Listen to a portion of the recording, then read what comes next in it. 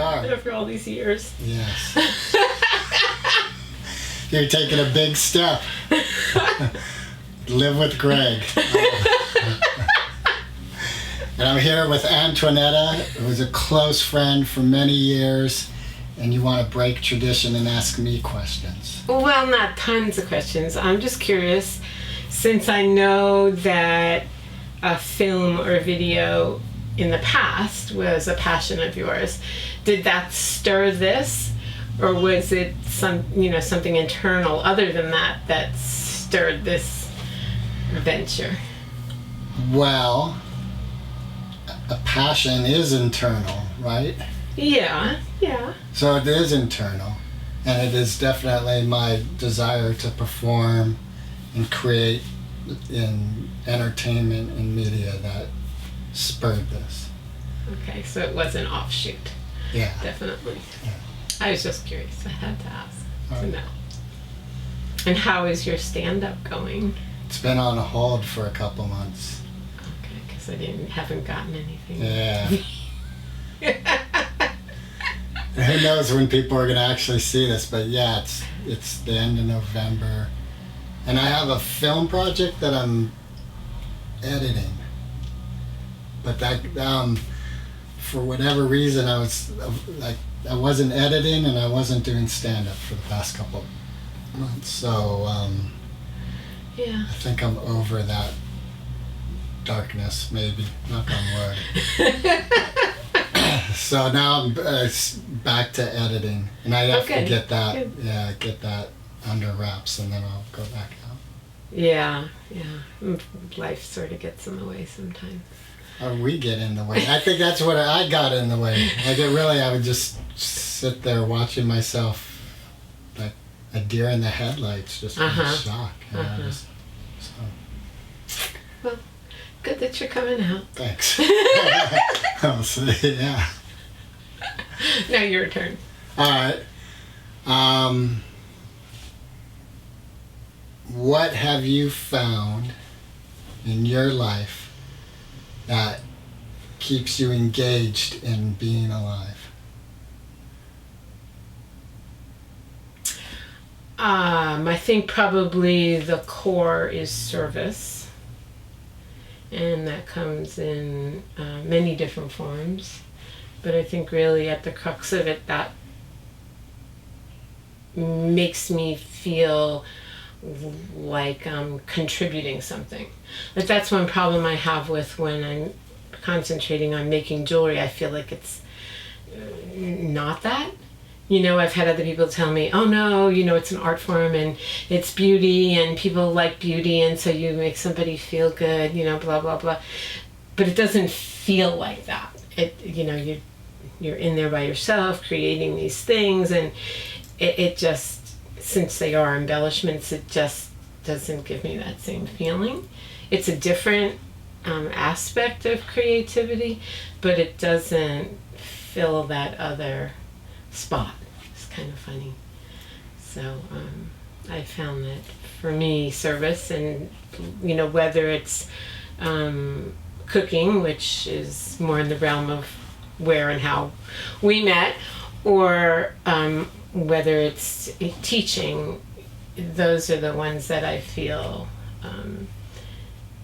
is more giving to community than the other. So are you teaching cooking at the Redwoods? No, I'm not teaching cooking. I'm filling in for a lady who's a retired physical therapist, but she has 2 daughters, and so one of them lives close and she takes care of the kids every now and then. One of them lives up north and is having a baby. So she basically asked me if I would come and partially teach her class so that the students would get used to having me. And then when she's away, I've been teaching there. So I've done 4 classes without her there, which I like a lot more than when she is there, because she has her own style and way, and what I do is a little different than, what she does and how she does it and everything like that. So it's been really interesting working with them. You know, they're just really adorable in their own way. They're just like, there's this one man, and he has Parkinson's, so he doesn't always, like, he thinks he's straightening his leg, but it's bent, you know, or he thinks he's using his right arm, but he's using his left, you know, stuff like that. And he's just so adorable. He always says to me, "You need to yell so that we can all hear you. This isn't a confessional." Do you have a Catholic background? Yes. You do? Yes, raised Roman Catholic. Wow. And were both your parents Italian? Yes. And so there was a very strong Roman Catholic Italian household you grew up in. Yeah. Definitely, you can see the difference between the generations. You know, like my dad's family was they came directly from Italy, whereas he was born here, so there's already a difference. But you can really like see the difference in the generations, like, you know, the other things infiltrating more so. And then my mother's family and my father's family were slightly different from each other. My mother's family, both her mom and her dad, worked, you know, after the kids were, well, my grandmother after the kids were older, but my grandfather, but they worked for other people, whereas my dad's family were actually entrepreneurial. My grandfather was in charge of the Italian workers at the docks, and later they owned their own little store, and then when they retired from that, they owned their own apartment building. So, you know, they always were, it was like a little bit different than my mom's family. And my mom's family was lucky because my grandfather worked for Pfizer, and so he worked all through the Depression. Whereas my father's family, how his dad engineered getting through it is he rented an empty lot and made ice and delivered ice. How would he make ice? I don't know the details of how, but that's what they did. They must have had a water supply, and so he figured out a way to set up this lot for making blocks of ice and delivering, because, you know, refrigerators before used to have the blocks of ice in there. So then the boys would deliver the ice. And did he do it commercially, do you know? Like, was it mostly I think it was mostly local. I think it was, well, I don't know about homes and restaurants, but I know that it was definitely local, you know, close to where they were. So, yeah. Wow. But definitely full Italian, both sides. And were you East Coast? Yeah, I was born in Brooklyn, and then when I was 3, my dad bought a house on Long Island. Not that far. Well, actually, the two things that people know is I was in walking distance of Levittown when that whole area got done. That was like one of the first developments that became known, where he did, like, you know, pattern houses where and then we were also really, really close to Hofstra University. So those are the two things that people kind of usually know the name, you know. So this is total geography ignorance on my part. Oh, that's okay. Okay, Long I haven't been there in so long. So Long Island, you have Manhattan. So and then Brooklyn's sort of at the south end of it across the river, right? Long Island, let me think of. So Long Island actually pokes into the ocean going east from the shoreline. So the farthest out is Suffolk County, then Nassau County, then Queens, then Kings County. Brooklyn is in Kings County. Okay. So you're still across, like you're heading further east from Brooklyn.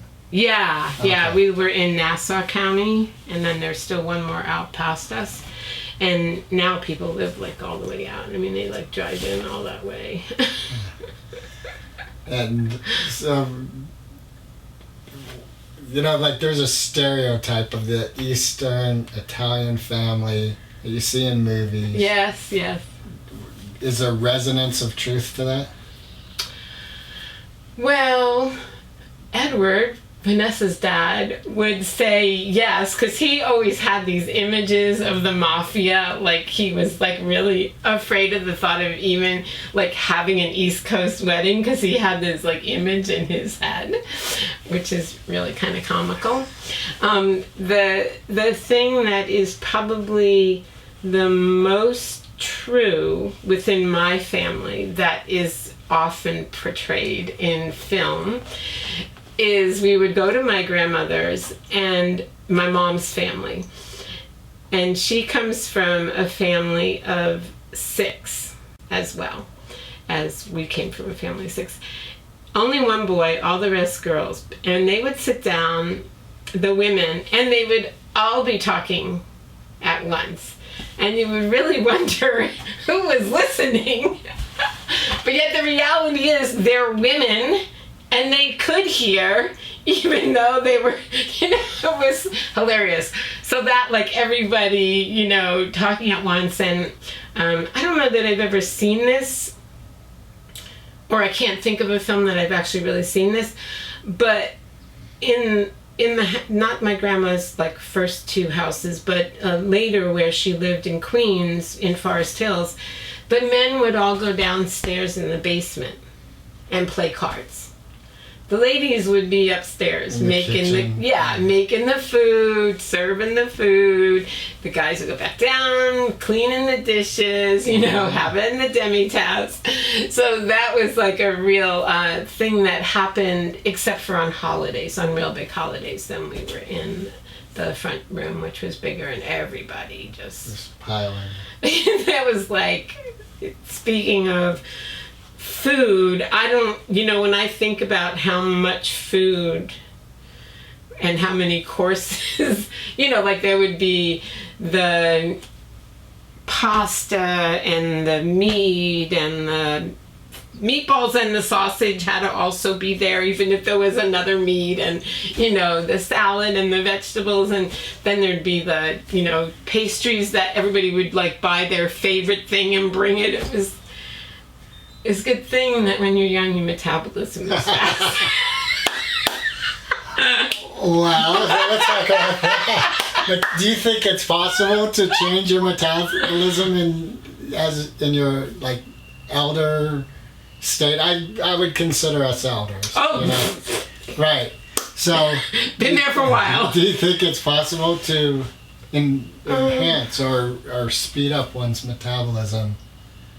Well, I mean, they say if you exercise that your metabolism stays up from your exercise for a certain number of hours after it. So I guess you could say that is one way. I haven't really done a lot of research. I know there's something that I think Dr. Oz has been kind of toting called CLA, that they say is another one of those things that our body stops making as we get older that does have to do with metabolism. But I haven't really read any research on that or looked into it myself. But you're consciously choosing to walk from your home to the Redwoods? I'm trying to get more walking in because I guess I could say my newest thing was I studied for more than a year, maybe 2 years, this thing that now they've changed their name to Nutritional Movement, whereas before it was called restorative exercise. This woman, Katie Bowman, that has a master's degree in biomechanics, decided to basically do her work using the human body. So, I think her main research was actually really on the pelvic floor, but in her research, and she had been a yoga instructor, a personal trainer. She had done all those other things while she was making her way through. But she has her own, very tiny little different fine points that you don't normally hear in regards to posture. And also, her theory is we have basically, well, I don't know, your family's pretty good because I see them walking a lot. No, really, like always walking to the store and stuff like that. You don't see that? Not anymore? It doesn't happen anymore? I used to always see Liz like walking with the kids. And all right, well, anyway, so because of all of our technological advancements, there's less need to walk. And so we're sitting more and more and more, and we're doing less and less and less in the natural course of the day. And she said, so what's happening is, number one, we're losing strength in the muscles along the back body because we're sitting and not using them to locomote. And that also that sitting in and of itself shortens the area around here, which is the hip flexors and the psoas, and then also shortens the lower leg.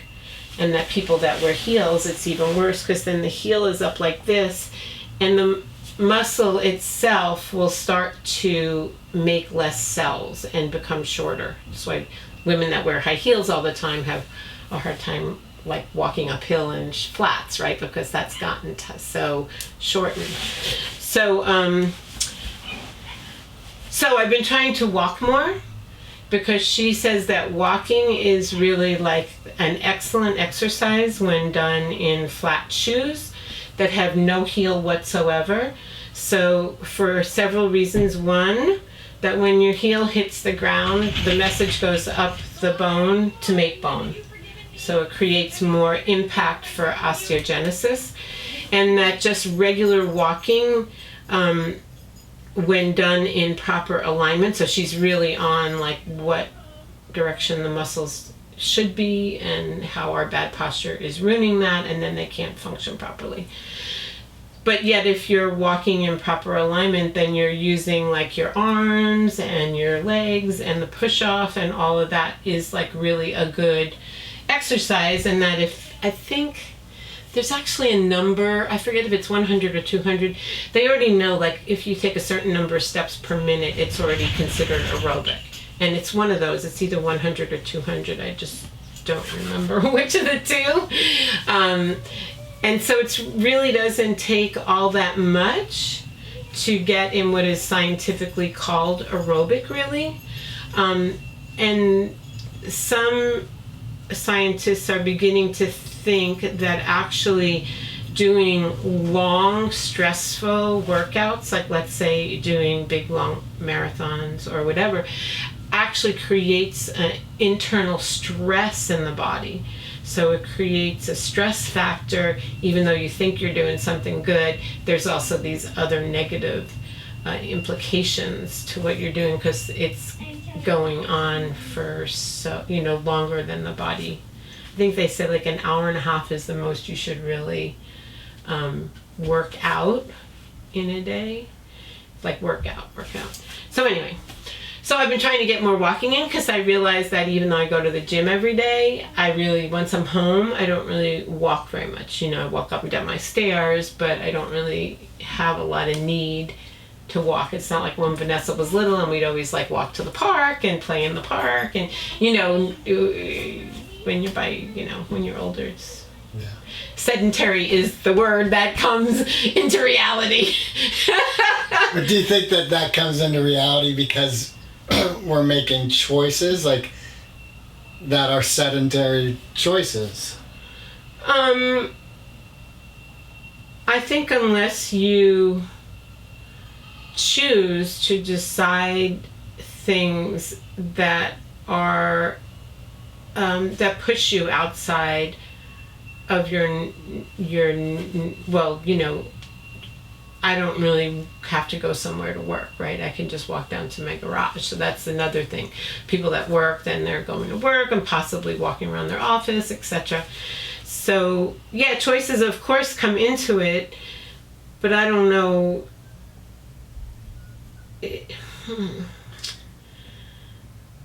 don't know if we could really call them necessarily all conscious decisions, or are they cultural decisions, or are those, if we really look at how much every person is more sedentary than moving when you look back, let's say, 2 generations, or even to our parents' generations, where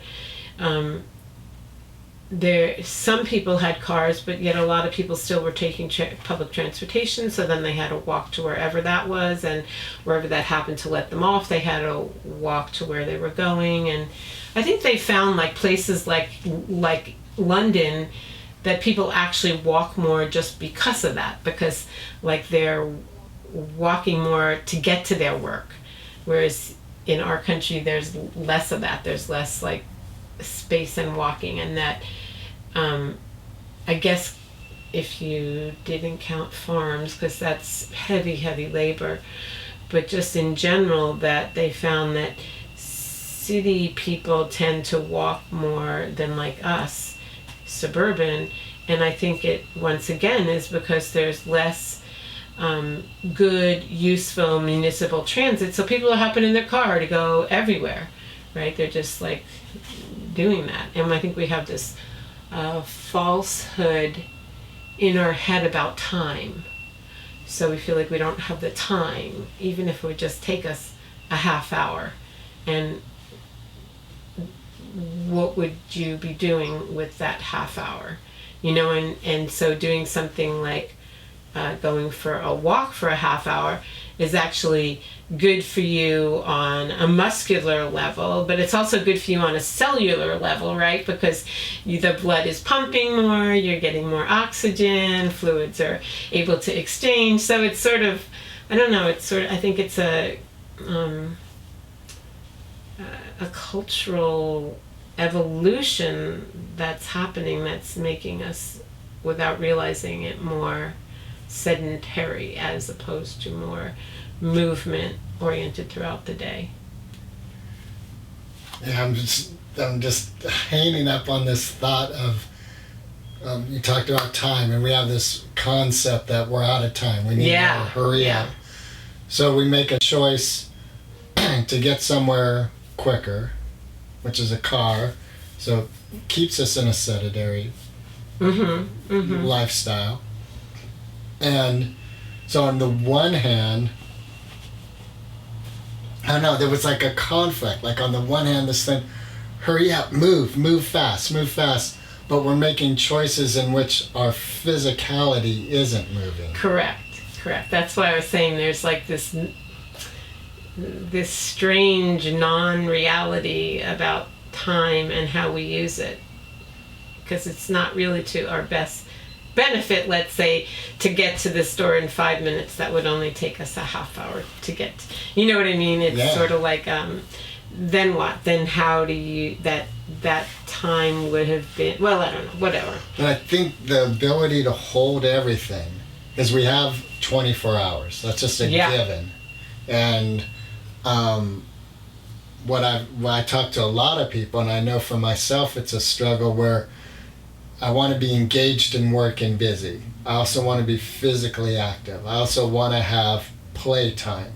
And it seems like I grab one of them and start really integrating it, and the other two pop out, or one of them pops out. So then you go to grab that, and this pops out. And there's this constant, like, how do you do it all? It's not easy, definitely. And it seems like it's not easy because, like you said, we've created a society that it's not easy in. I can see cultures and lifestyles where it is easy. And there's a simplicity of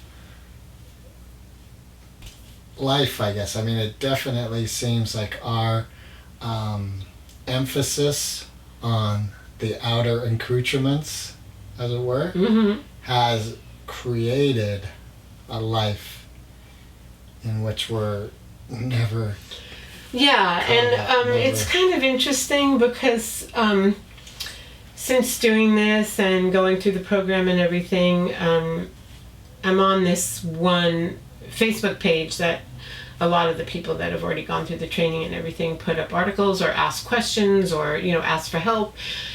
And it's very interesting. There's a lot of the women, I can tell from what they're writing, that they're more like at the beginning of their families, let's say.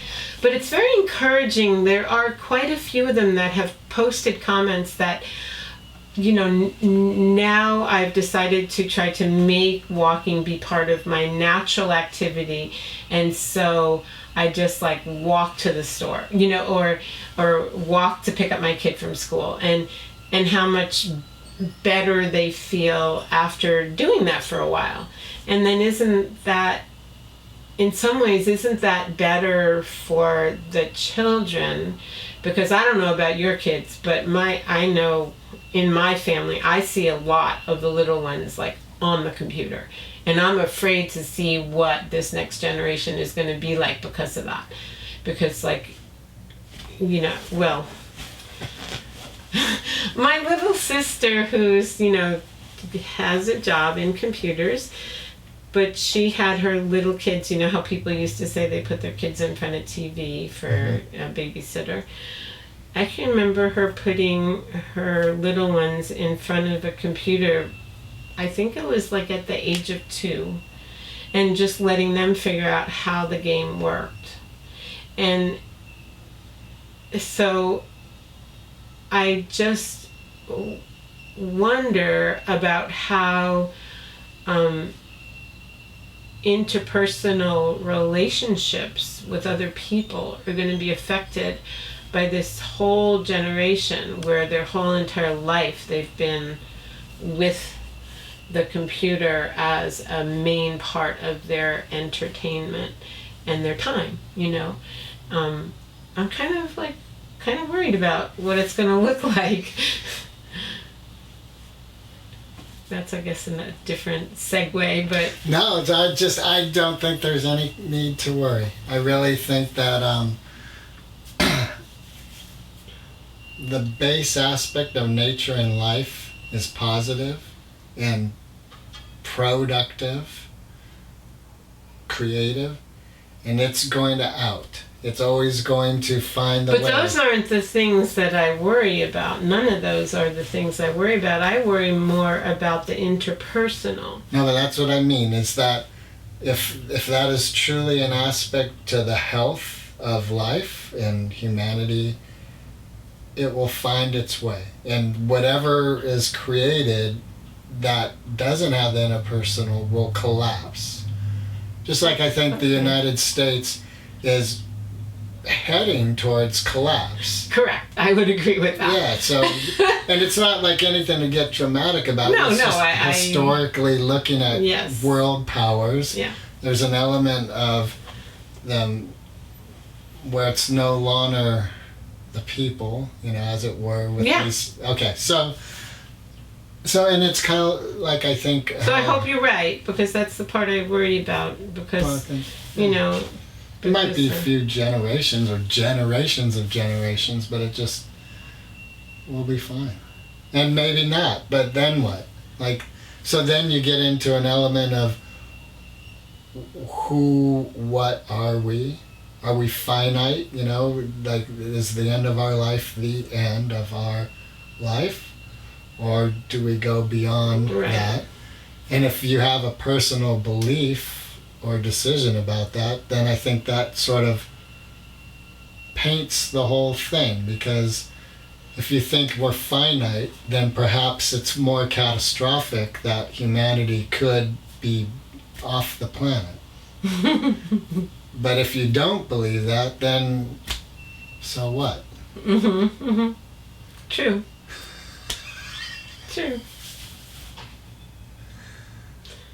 And that's a spot I'm never really sure where I lie. Well, that's probably wise. I think. I know I'm not really sure, but I think I lean more towards we do go on. Yeah, I know. That's sort of. It's not that I don't believe in that, and yet I know that still some of my. I don't know, I still think that some of my thought patterns aren't really 100% harmonious with that. You know what I mean? I think there's still a little back and forth in that way. Yeah. C'est la vie. Yeah. All right, so you brought up your first husband, Edward, earlier. And are you and Edward, do you still communicate with him? Well, he moved back to Virginia a long time ago to take care of his mom, who has Alzheimer's. So he moved back there because there's only 2 brothers. And so we don't really talk to each other a lot, but definitely, like, we still exchange Christmas cards, and if he wants to know something about Vanessa, every now and then he'll call. She still calls him, although she's not the best at that. Like, I still try to remind her when it's his birthday and those things. Call your dad. Right, but it sounds like there's no animosity and anger. I don't know whether he still carries some. I think he's made some comments to Vanessa in that regard. Is really kind of absolutely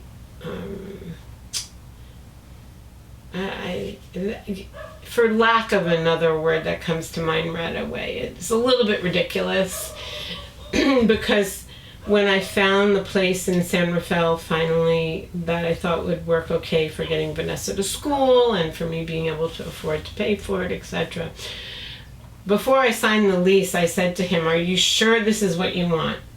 Because once I sign the lease, there's no turning back. Like, there's no, that's it, and they have offered me to sign the lease, so you need to know whether or not this is, really what you want. And he said, so he said yes. I signed the lease and everything, and then I hear from somebody that he was working at Kelly Moore Paints at that period in time, and so Joe McCarthy comes and tells me that he's like saying to people that I left him, and I left him with all this, problem with the rent and, all this other stuff. And I was like, and before that he was like, "Oh, I think we'd be much better as friends." And, then he like didn't want to talk, it was just, he definitely went through that whole anger phase, for sure.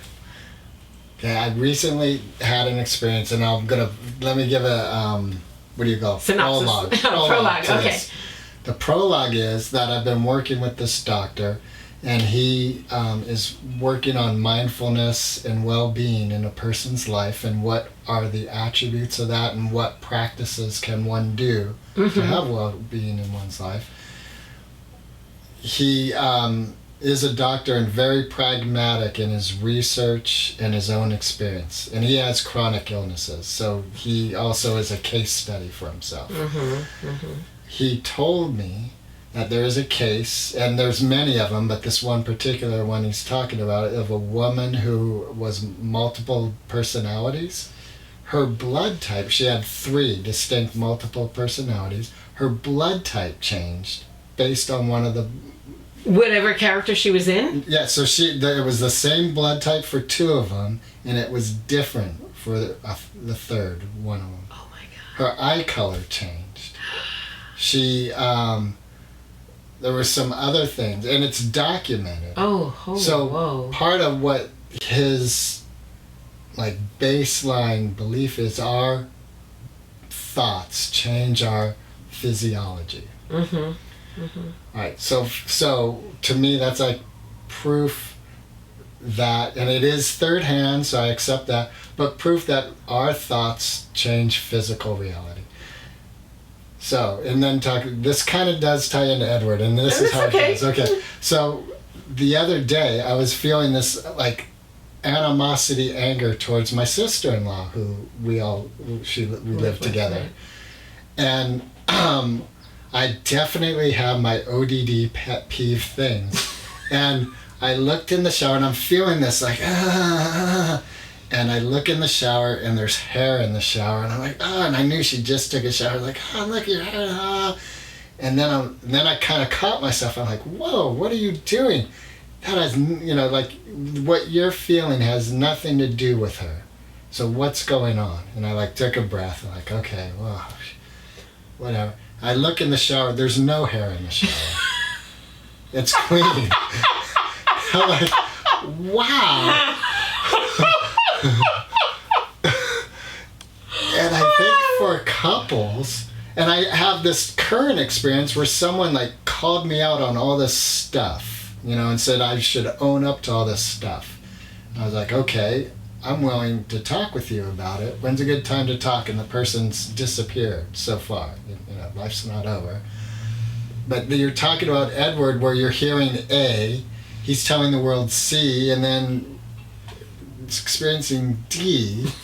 And I think our minds are so convoluted, like we've got such a rat's nest. Yeah. If we haven't taken some time and practice to go into the rat nest and slowly start. But like that it's so easy to do that. Like I could have easily blown up at my sister-in-law and gone like, why don't you take the hair out of here?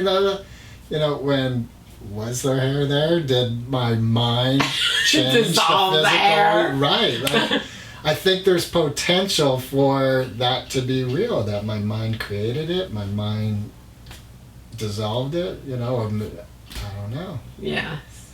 Yes. And then to bring two people together with that going on, it's a complex thing. Like talking about your second husband, Mark, one of the things that I think about a lot is here was this new love, your wedding was wonderful, both very happy. And are you comfortable with me bringing up the accident? Yeah. Like a curveball, like that's not even appropriate, you know, left field. Suddenly this person you've married and it's very new. It actually happened before the wedding. It did? Yeah. I remembered it after. Yeah, it was before. And that's, it sort of changed the whole internal complexion of the wedding, really. Because, like, for Mark, it was sort of like rebirth, you know? And the thing that was really shocking to me, in a way, was after Mark was out of the hospital, and I don't honestly remember if it was before the wedding or after the wedding, but I think it was before. He told me that experience made him very sure about marrying me, which made me feel like he wasn't really, still having some hesitation, you know, before that, but just seeing that I was like there, like all the time, gave him, you know, a more clearer feeling that it was the right thing to do. So it was, that was, you can talk about anything you want from that accident. It was really crazy. So it's what that reminded me of is still to this day, there's elements of me continually accepting my marriage with Liz. I continually, like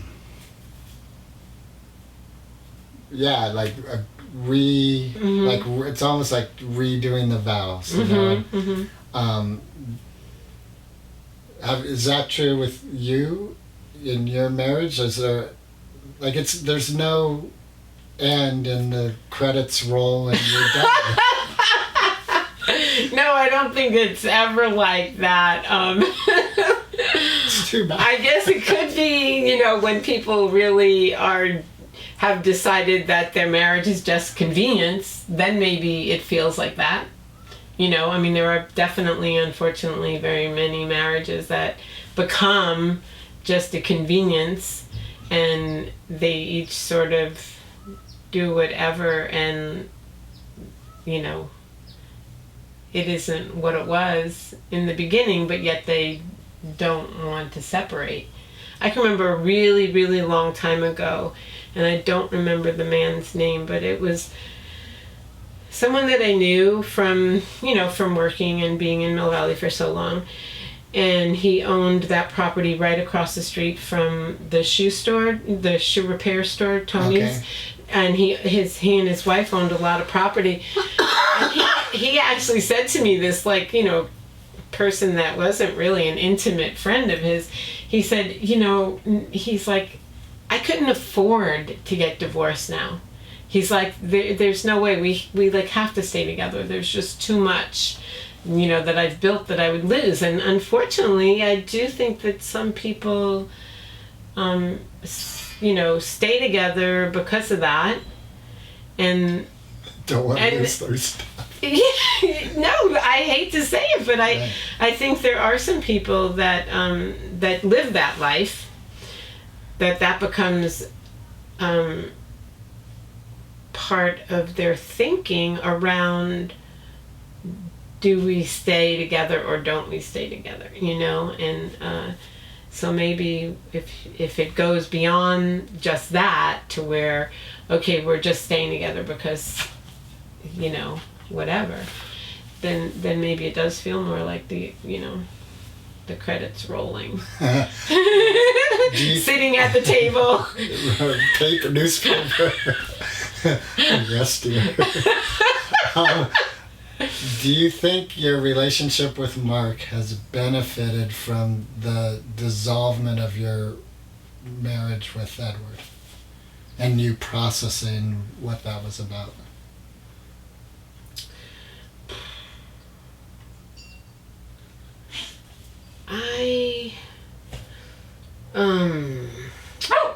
That's a hard one. There were two main things from my perspective, which, if you talk to Edward, would be a different perspective.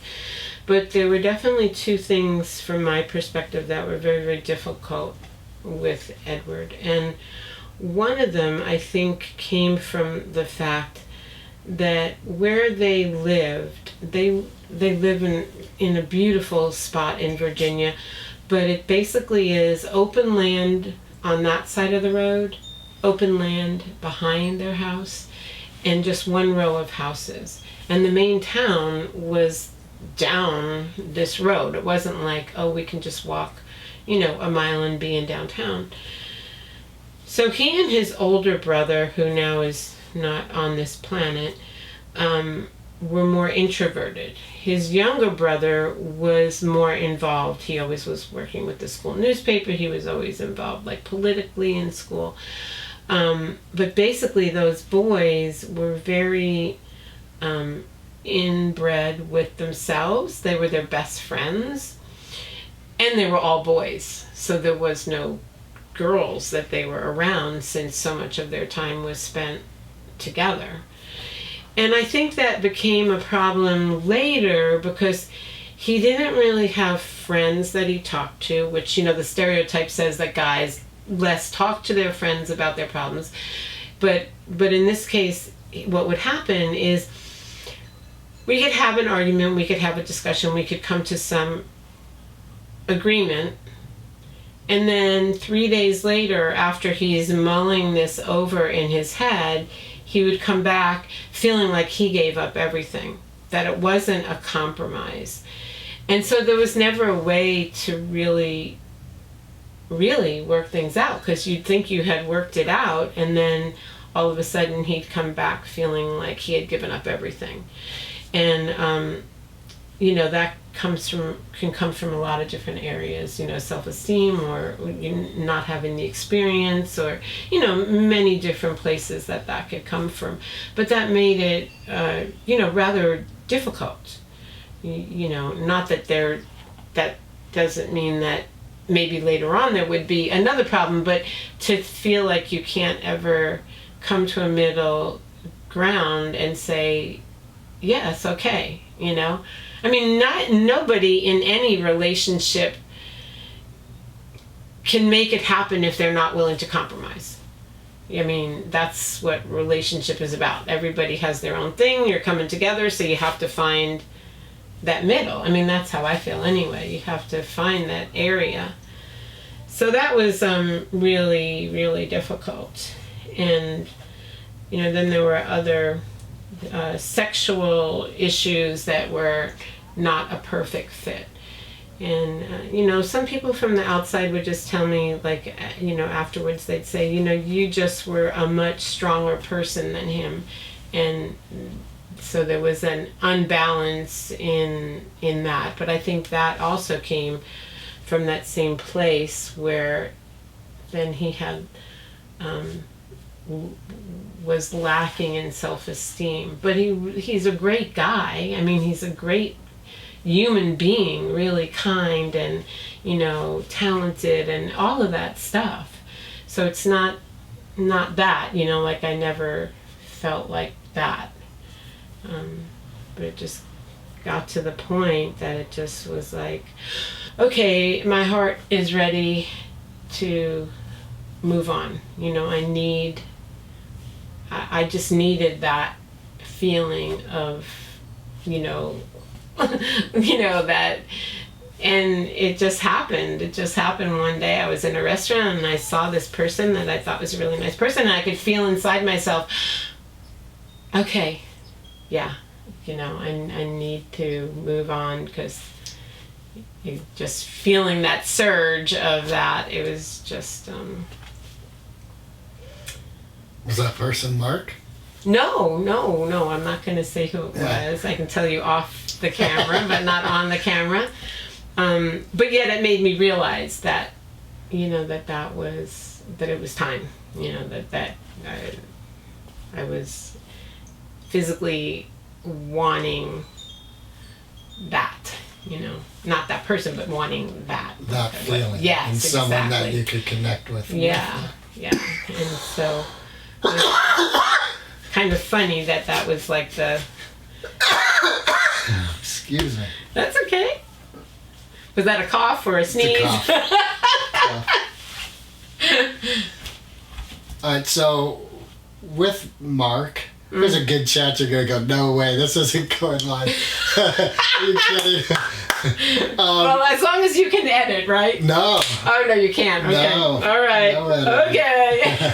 But, you got to check. We got plenty of time for you to say no. But, okay, so with Mark, are there dynamics that... Let me, again, preface this. So with my relationship with Liz, there are elements that challenge me a lot. And elements where, it almost, at times, would seem like best not to deal with this. Mm. However, there's a baseline where I know I am becoming the person I truly want to be by dealing with these challenges. Mm-hmm, mm-hmm. And again, they don't really have anything to do with her. It's more stuff's coming up inside me that I don't like, that I don't want to look at, that I don't want to feel. And so I'm a better person for remaining in the fire sometimes. Mm. Do you find that to be real with you and Mark?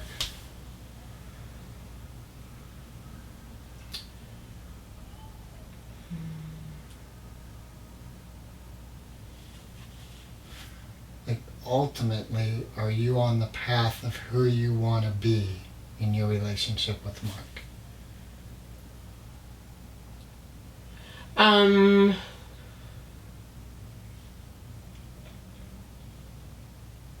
In most ways, yes.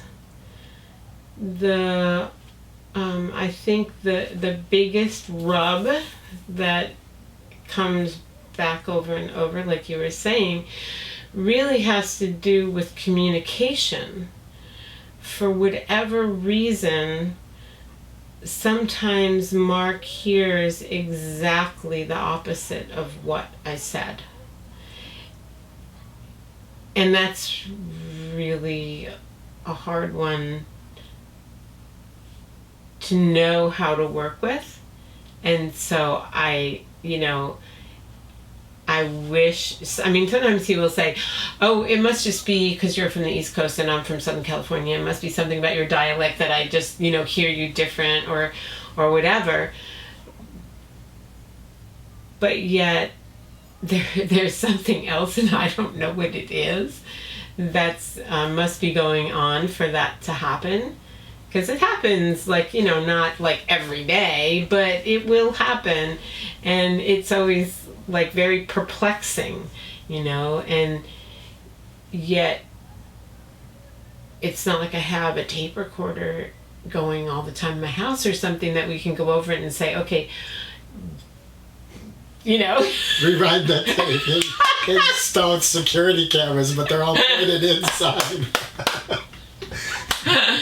So that's a hard one because I know he feels it too. It's not just like one-sided, you know, that sometimes the verbal transfer doesn't match up, and it's definitely a challenge. One thing I am very grateful for with Mark, because he used to have like a much worse temper than now. He's definitely tempered down a lot while he's been with me.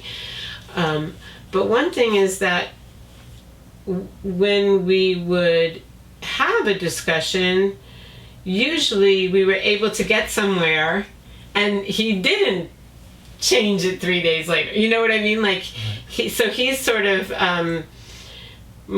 more along the lines of being able to have a conversation, and I can say what I'm feeling and he can say what he's feeling, and we can try to figure it out, and okay, that one's done, you know, which is a great, you know, coming from where I came from, it's really nice to be able to do that. And yeah, I think it was hard with Edward because he was basically a frustrated artist, and both of us are of that character type. If we were to say we're both artistic, and so there was always some unspoken riff about that. Like when I used to dance all the time, I think there would be like him feeling like, oh, but you're not making any money doing it, like why are you doing it, and you know, you should be teaching, you know, whatever. And I think it came from his frustration around his painting, which I'm very sad that he's never really even, I was hoping when he went back to Virginia that maybe he could let himself get it out in the world, because I think he's very talented. So I think there was always something about that too, like, you know, having the perseverance even though it didn't have a monetary reward, and you know, I don't know, it's complicated.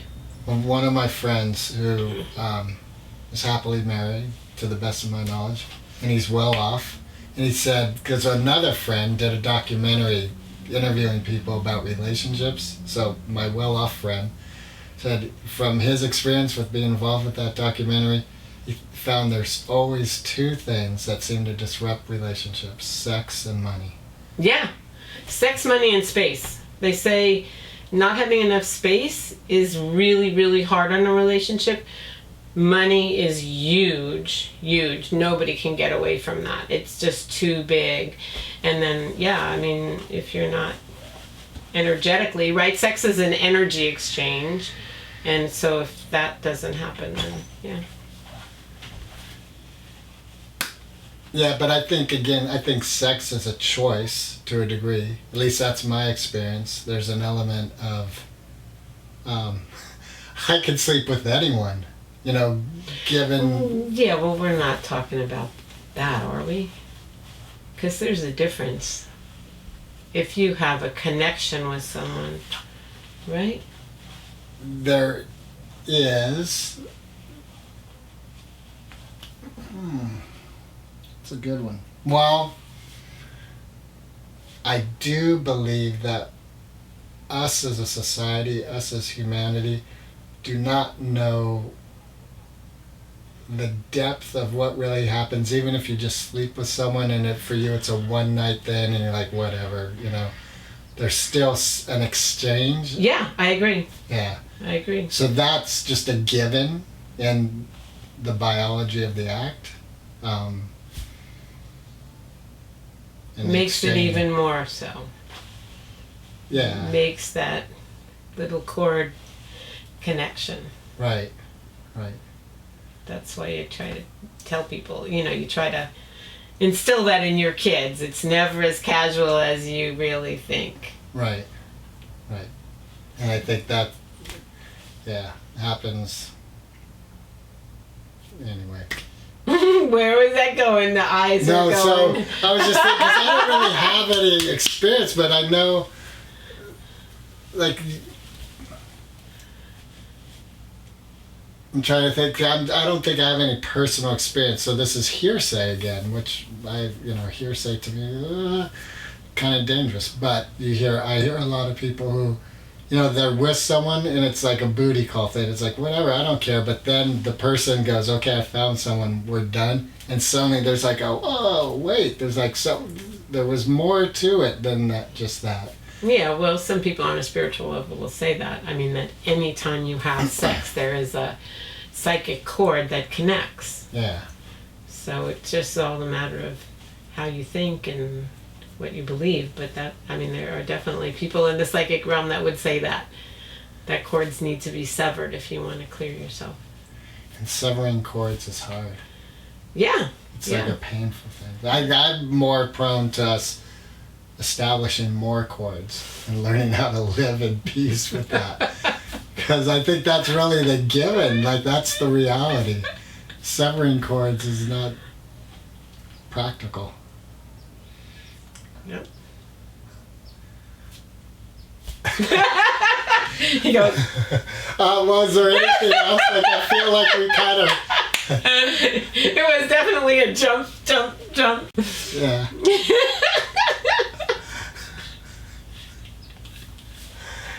So was that person Peter? The Peter Nevins? No. What person?